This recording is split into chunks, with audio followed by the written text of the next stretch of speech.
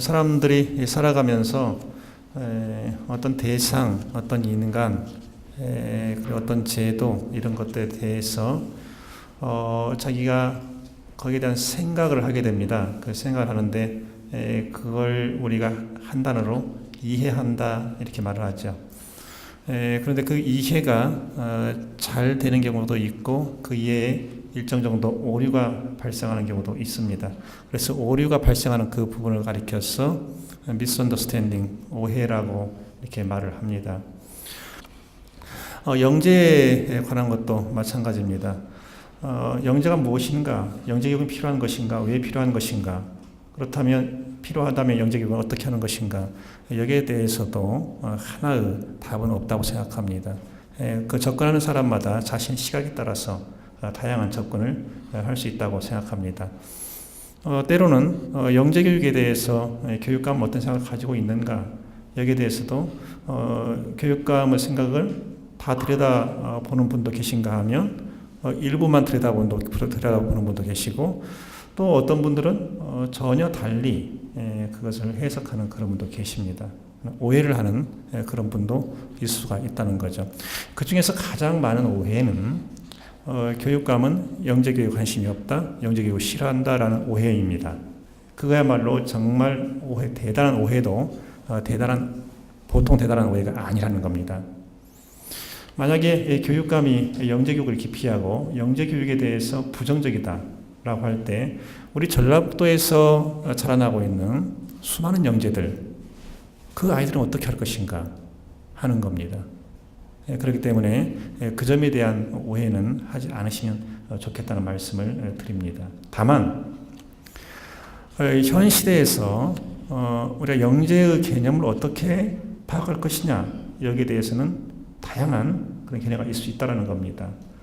가장 고답적인 영재 개념의 이해는 수학과 과학 관점에서 바라보는 겁니다. 수학 잘하고 과학 잘하면 그 아이는 영재고, 그렇지 않은 아이들은 영재의 카테고리에서 벗어나는 것처럼 이해하는 것, 이것이야말로 철저한 오해가 아닌가 생각을 합니다. 이번에 베니스 국제영화제에서 황금사자상을 받은 김기덕 감독의 피에타 혹시 보셨습니까? 피에타. 저는 이 김기덕 감독이야말로 영화의 영재라고 생각을 합니다. 제도교육 받은 것도 아닙니다. 우리나라에 굴지의 연극영화과들이 많이 있습니다, 대학에. 그러나 그 어떤 대학에서도 수십 년의 역사를 가지고 있는 연극영화과에서 과연 그 정도 거장을 만들어냈느냐 하는 겁니다. 그래서 그분의 영재성은 교육에 의해서 만들어진 것이 아니고, 발굴된 것이 아니고, 그건 스스로 영재성에 의해서 자신의 영재성을 키웠다, 이렇게 말해도 지나치지 않다고 생각합니다. 저는 작가 이런 표현보다도 글쟁이라는 표현을 좋아합니다. 글에 끼가 있는 사람들.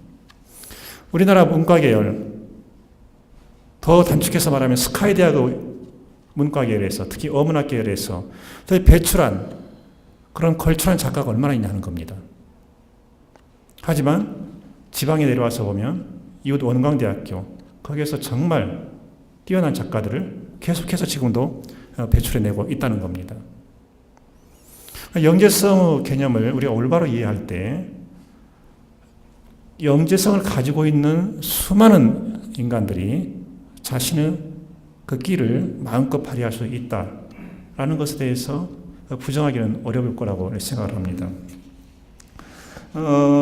제가 오늘 이 시간을 위해서 몇 가지 한번 정리를 해본 게 있는데요.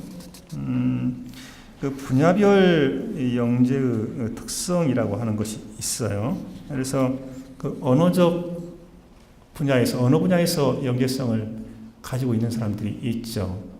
같은 말도 굉장히 조리 있게 논리적으로 설득 있게 잘하는데, 어떤 사람은 학벌을 보면 대단한 것 같은데 말을 시켰다면 그게 못하는 사람들. 그 사람들 분명히 언어에는 영재성이 없는 거죠.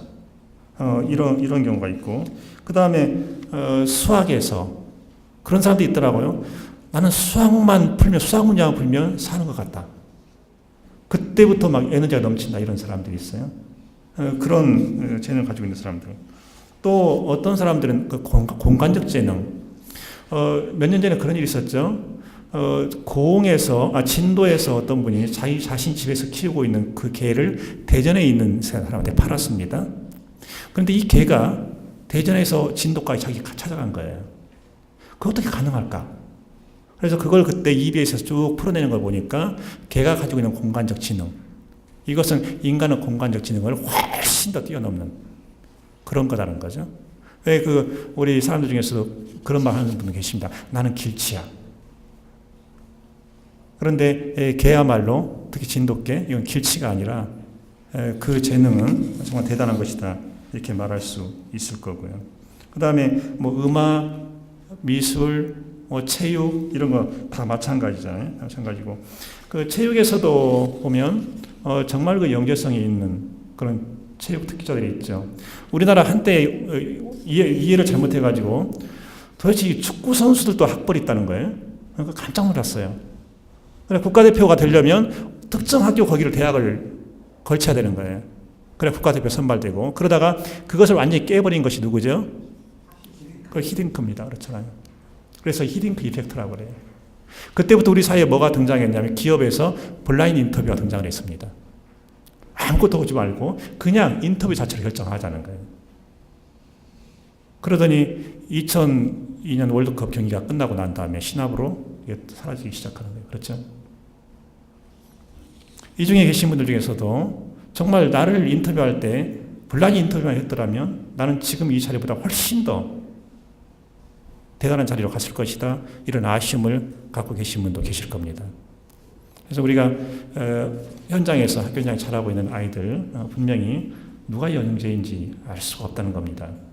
제가 아침에 학대 간부회의 때 영재에 대해서 잠깐 언급하면서 그런 말을 했습니다. 네덜란드가 걸출한 화가 반고흐, 자폐증 환자였다는 거죠. 그 자폐증 환자의 미술적 영재성이 있을 거라고 누가 생각했겠냐. 그 사람이 생존했을 때 아무도 인정해 주지 않았다. 오죽하면 그분이 생존해 있을 때 정말 돈을 받고 작품을 판 것이 딱 하나밖에 없다고 하더라고요. 누구도 사지 않았어요. 그런데 지금에 와서 고급 작품을 가지고 있는 건 대단하다는 거죠.